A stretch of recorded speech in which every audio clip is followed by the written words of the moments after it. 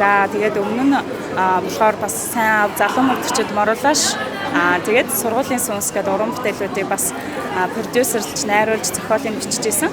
За тэгээд энэ болохоор миний 6 дахь яг дэлгэцийн уран бүтээл байгаа. Тэгээд улаан эвсний ясал дээр өнөөдөр ингээд нээлтийн өдрөө маш сэтгэл догтлон хүлээж байна. Уран бүтээлчдийн маань хамгийн том баяр энэ өдөр болдог.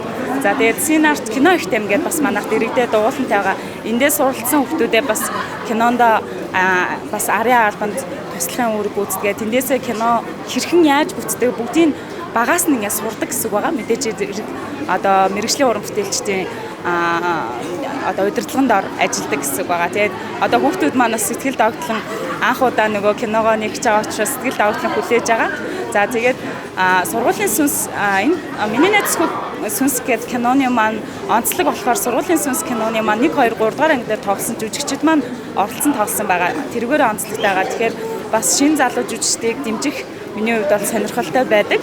Тэгээд ер нь бол одоо үзэгчид яг ингээд нэг жүжигчнийг харсаар агаал нэг уйдчдаг штеп. Тэгэхээр шинэ бас дүр төрхийг харахыг хүсэж байгаа. Тэгээд тэр дүр төрхийг манай киноноос олж харна.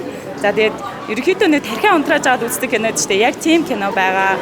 Тэгэхээр яг гудамжинд зүгээр ингээд хүмүүс ингээд хөмсгөө зангидаал явдаг штеп. Тэгэхээр нэг өдөр ч гэсэн нэг хорон мөч ч гэсэндээ аз жаргалын давраа ялгаруулад манай киногоос бүх кинотеатруудаар одоо Валентины өдөр 2 сарын 14-өөс гарч эхэлж байгаа. Тэгэхээр хосуудаараа, найзуудаараа, гэр бүлээрээ манай кинон дээр насны ангиллал байхгүй. Тэгэхээр бүх насныхан ирж үзэх боломжтой байгаа.